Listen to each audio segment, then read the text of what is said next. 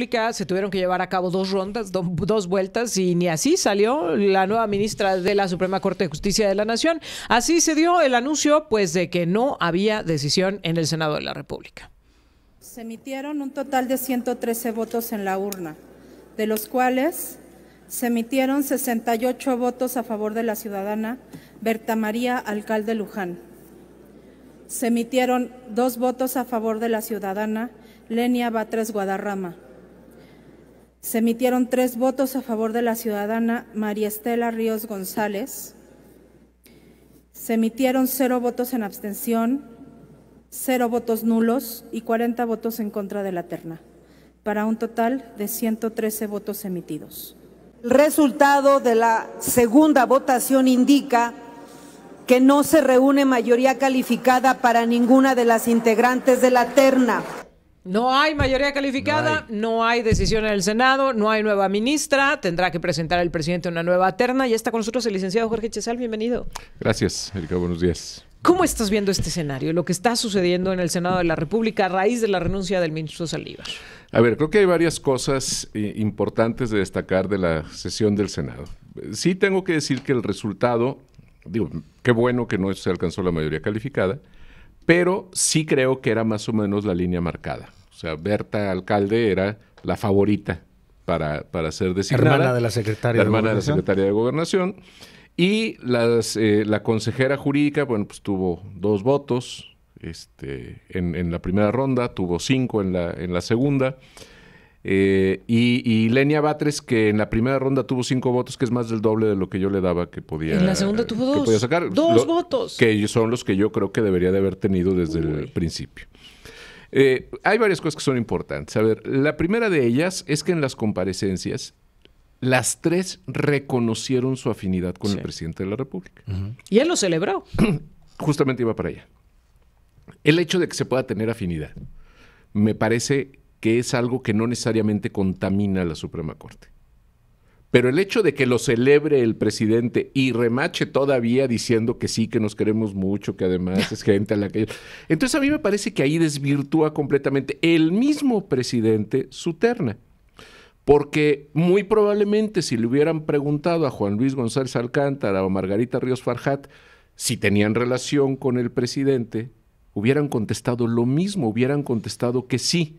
Y sin embargo ya hemos oído cómo despotrica porque le salieron malitos, cómo le votan en contra, entonces ya no corresponde al perfil que él quiere. Entonces, la parte de la afinidad a mí me parece, es importante que se haya reconocido, es la primera vez que con tal cinismo, y digo cinismo porque podían haber dicho sí simpatizo con las ideas del presidente, pero ya extenderse así simpatizo, etcétera, etcétera, etcétera, ya fue más. Pero que el presidente lo celebre, peor.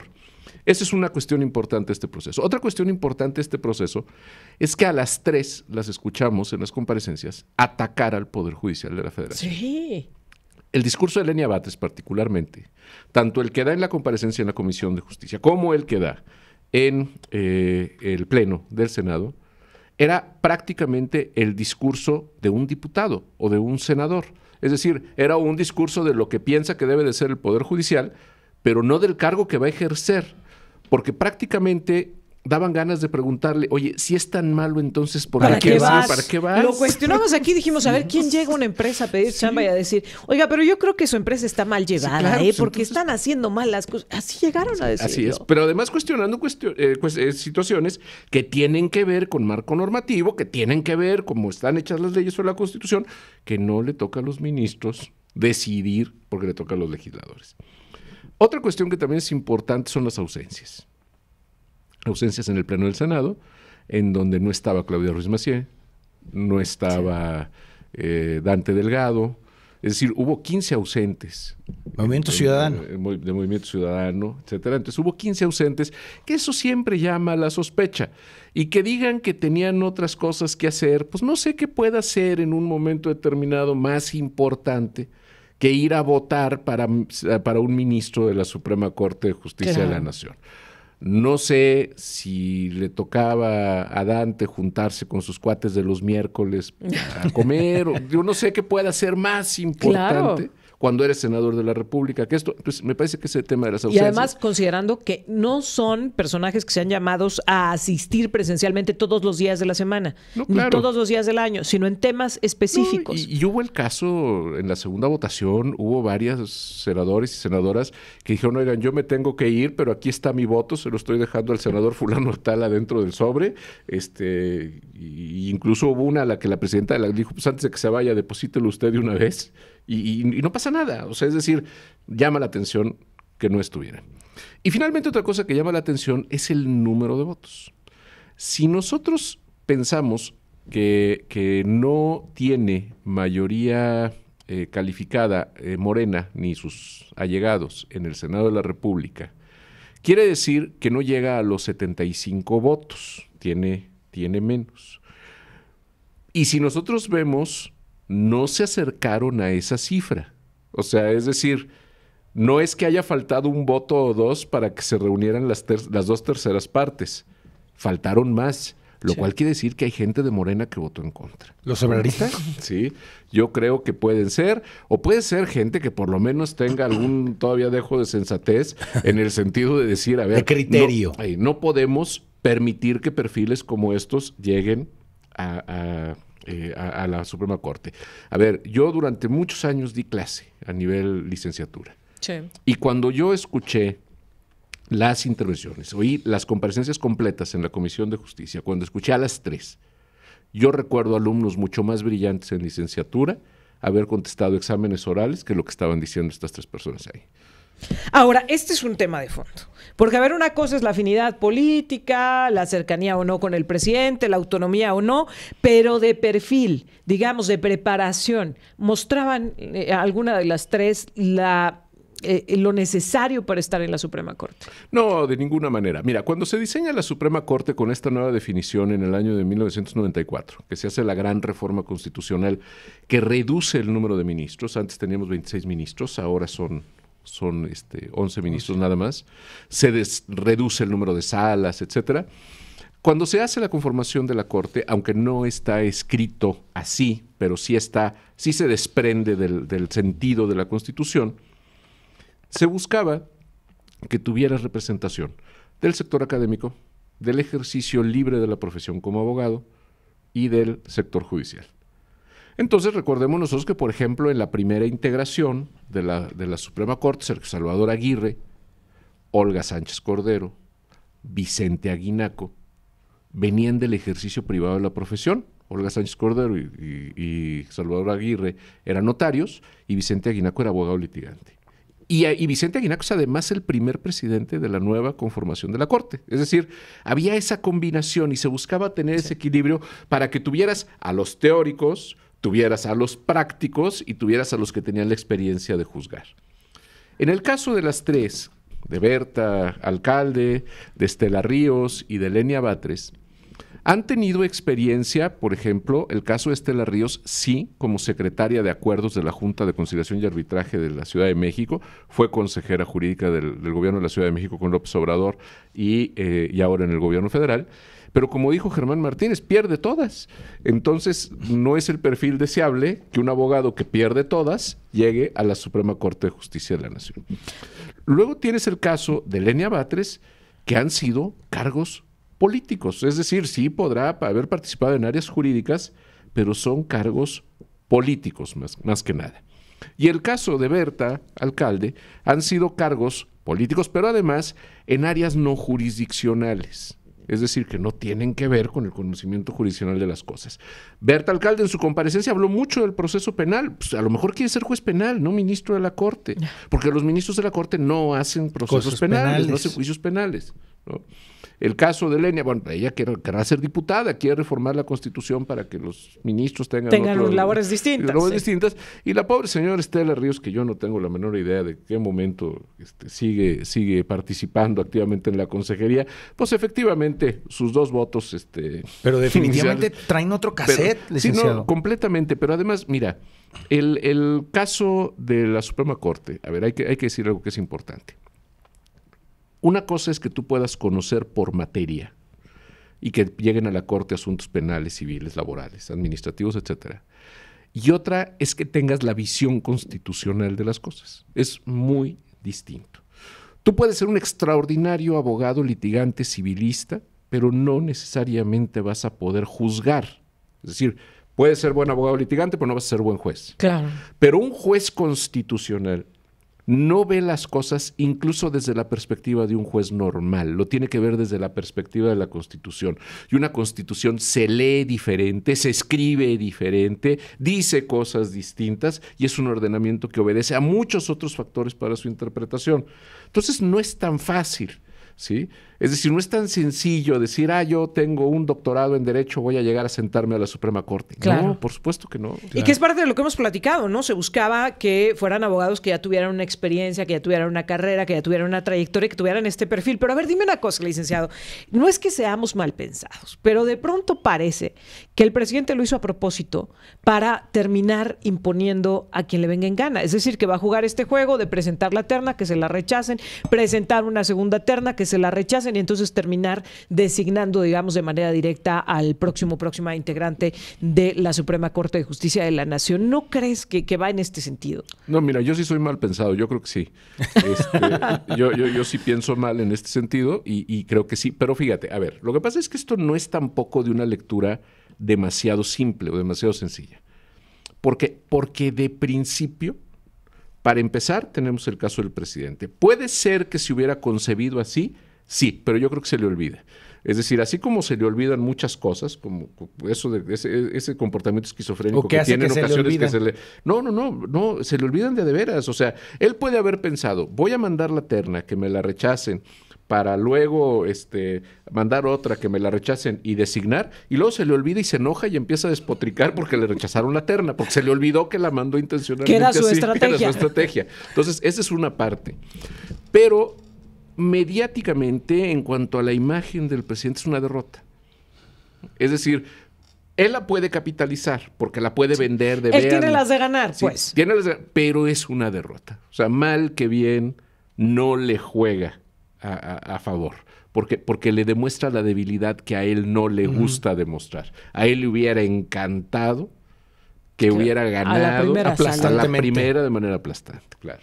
Oye, y hablábamos antes de la pausa, a ver, hay una discusión y un debate hoy en el Congreso del Estado, esperaríamos que lo hubiera, porque por un lado está la propuesta de presupuesto que presenta el Ejecutivo y por otro lado está la solicitud que hace el Consejo Estatal Electoral y de Participación Ciudadana, que por cierto ayer nos decía la diputada Liliana Flores Almazán que no les han presentado ni la propuesta, el CEPAC, que no les ha dicho todavía que necesita más dinero, pero que sí lo hicieron en la presentación de su propuesta de presupuesto al Ejecutivo. ¿Cuánto necesita el CEPAC? Estaban hablando de alrededor de 269,000 sí, aquí lo 269 teníamos. millones. 292 millones. 292 millones para llevar a cabo la elección, no para su gasto corriente, para la elección del próximo año. ¿Cuánto dice el gobernador que les está dando en este presupuesto? 100 millones. Y él decía, les estamos dando más de lo que están pidiendo. Y nos decían aquí el consejero Marco Iván Vargas, no, es que hay un error de interpretación. Queríamos 80 millones de pesos este año para sacar adelante los 88. pendientes que tenemos, pero para el próximo necesitábamos mucho más para el proceso electoral y no se está garantizando. ¿Cuáles son los riesgos que conlleva esto, licenciado? Justamente una forma de control político, y que conste, yo no pienso mal en el sentido de que el gobernador fuera lo que quisiera hacer. Una forma de control político es limitar el presupuesto de los órganos electorales. Es decir, si el órgano electoral tiene autonomía, pero no tiene una autonomía presupuestal que le permita sufragar el alto costo que tienen las elecciones, es una forma de control político. De manera de que si tú le reduces a la tercera parte el presupuesto para una elección, va a tener que reducir en buena medida en donde pueda reducir. No va a reducir en el tema de la integración de las casillas, por ejemplo. Sí, no puede. No puede. Tiene que tener X número de funcionarios, X número de casillas, etcétera. Tiene que enfrentar compromisos de elección concurrente, que ya lo habíamos platicado en este mismo espacio. Es muy complejo que hayan separado los dos procesos cuando en realidad va a ser una elección concurrente, claro. Pero tienes que soportar compromisos de elección concurrente. Va junto con la elección federal. Va junto con la elección federal. Tienes que soportar gastos que tampoco puedes soslayar, que tienen que ver con boletas electorales, con papelería electoral para tu elección local. Que tiene que cumplir los requisitos. Que tiene que cumplir los requisitos y que además son requisitos caros. Y entonces, ¿dónde lo vas a reducir? En capacitación, en auxiliares electorales, en personal que te pueda apoyar para... ¿En vigilancia? En vigilancia, etcétera, etcétera. O sea, es decir, lo vas a tener. Y entonces eso permite ese control político del proceso electoral. Puede ser que el gobernador tenga razón. A ver, a mí lo que me parece también es que creo que el gobernador tiene razón cuando dice, es que les estamos dando más de lo que pidieron. Es que efectivamente no han pedido. Y no han sabido pedir. Quiero ir a esta parte. ¿Qué papel está jugando el Consejo Estatal Electoral y de Participación Ciudadana? Porque aquí nos decía el consejero Marco Iván Vargas, vamos a pedirles a los diputados, pero ayer nos decía la diputada Liliana Flores, no se han acercado, no nos han dicho absolutamente nada. Mira, hay una anécdota muy vieja atribuida a un exdiputado, exprocurador, exrector de la universidad, etcétera, que era el licenciado Roberto Leiva Torres, conocido como el Chango Leiva. Y cuando era procurador dicen que un día llega un grupo de gente a protestar y llega el líder y le dice, maestro, quieren saludarlo y le quieren hacer peticiones. Y entonces platican, que la Procuraduría, él era procurador y la Procuraduría estaba ahí en Palacio de Gobierno, en la parte baja de Palacio de Gobierno, tenía una entrada por Carranza y otra, una salida hacia el patio interior, y dicen que el maestro Leiva entonces iba entrando uno por uno a su privado, lo saludaba y lo pasaba al patio para que se saliera para allá. Y cuando llega el líder y no los encuentra adentro, dice, pues ya vinieron todos, ya me saludaron y nadie me pidió nada. Ya los había sacado, ¿no? Entonces, a mí me parece que está un poquito así el CEPAC. Una cosa es la intención de pedir y otra es pedirlo en efecto. Claro. ¿Sí? Y es que le hubieran dicho al gobernador, mire, claramente queremos el dinero para esto, así y así. Y a mí me parece que el gobernador sí hubiera aceptado, porque el gobernador entiende cómo funcionan los órganos electorales. Es una omisión del CEPAC. Yo siento que el CEPAC ha demostrado tibieza, ¿sí? Y yo siento que ha demostrado tibieza porque uno debe de pedir hasta donde quiera pedir, y así le dicen que no, ya vemos. Claro. Pero a mí me parece... Oye, además es el juego del presupuesto, ¿no? Todos piden más, pues, para que te hagan un ajuste y salgas ganando. Pero a mí me parece que como no quieren quedar mal, entonces no piden de más. No, porque nos van a decir que no, mejor de una vez nos ahorramos el no. No, es que el no lo van a tener, pidan la cantidad que pidan. El chiste es pedir mucho más. Pero al final de cuentas, la afectación presupuestal va a ir directo a lo que usted nos mencionaba. Capacitaciones, vigilancia. O sea, los hombres y mujeres que se van a encargar de que lleguemos con un poco de certeza a los primeros resultados que salgan aquel día de la elección. Así es. Y mira, yo les voy a comentar, después de muchos años de experiencia en procesos electorales, por ejemplo, el tema de la capacitación, evidentemente hay auxiliares del CEPAC que están en campo el día de la elección, que son los que les ayudan a resolver las dudas a los funcionarios de casilla. Y eso, la mala capacitación, ha generado conflictos. Yo recuerdo hace muchos años un caso de una mala capacitación que se dio en un distrito, en donde aquello de que tienen que pegar el sobre con el acta que van a computar en el PREP adentro del sobre y las demás adentro, le pegaron el sobre vacío y las actas estaban adentro y hubo que abrir los paquetes para sacar las actas, por ejemplo, ¿no? Y que ya lo vimos con el plebiscito de Villa de Pozos, ¿no? Y a mí me llamó mucho la atención porque parecía un ejercicio mucho más sencillo que una jornada electoral. Es decir, no había tanto debate. Era un sí o un no. Y cualquier otra cosa, pues entenderíamos que no era válido, ¿no? Parecía muy sencillo, y parecía muy sencillo el vaciado porque otra vez eran solo dos opciones, un sí o un no. Ahí no tenías candidatos que van por uno y otro partido o alianzas en un cargo y en otro no. No tenías, como digamos, este punto de debate para saber cómo contabilizar los votos, y hubo una serie de problemas en la capacitación que lo que derivaron es que las actas fueran mal llenadas y que todavía en el conteo de los votos tuvieran la discusión ahí la presidenta y el secretario de ¿qué hacemos? ¿Es buena o es mala? ¿La damos por buena o la damos por mala? Y en medio de esta situación creo que ya es una antesala de lo que nos puede venir en la jornada electoral, que va a ser mucho más compleja, licenciado. No, una elección presidencial y más la elección de 2024 es una elección bastante complicada, porque lo que se juega en esa elección es lo más importante para los políticos, para el país, para todo. Marca el rumbo de la nación. Yo recuerdo mucho, por ejemplo, el caso de lo que fue la elección de 1994, cuando se elige, perdón, del año 2000, la elección de Vicente Fox, en donde a las 9 de la noche se preveía que el escenario iba a ser caótico en el país porque Fox iba ganando, se decía que el PRI no lo iba a permitir, que los medios de defensa, que las manifestaciones, que las expresiones. Salió Ernesto Zedillo y dijo, sin que esto sea un resultado oficial, felicito al señor Vicente Fox, y en ese momento se acabó todo. Se acabó. Pero acá lo que vamos a tener es un No, acá va a ser tremendo... al revés. Si gana Morena, si gana la señora Sheinbaum, va a ser un querer aplastar todavía de manera humillante a los adversarios. Y si ganan los adversarios, entonces va a ser casi quererse amarrar con cinta a la silla presidencial para que no lo levante, ¿no?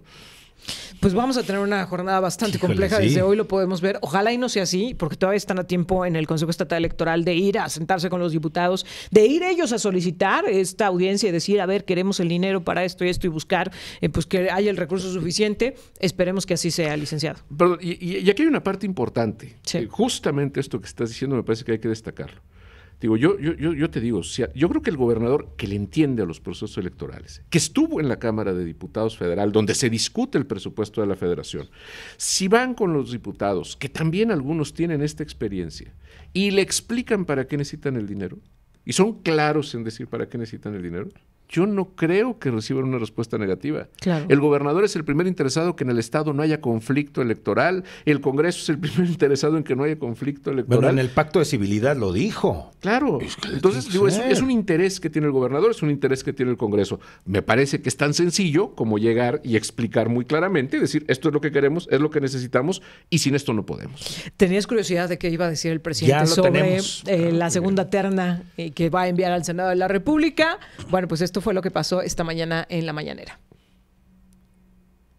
Creo que no es la palabra correcta lo de rechazo. Si no se logra tener mayoría calificada, hay que volver a enviar la terna con algunos cambios. Pueden ir hasta 2 de los que ya se presentaron y cambia 1, o puede ir 1 y cambiar 2, o pueden cambiar los 3. Entonces creo que hoy mismo ya enviamos la nueva terna.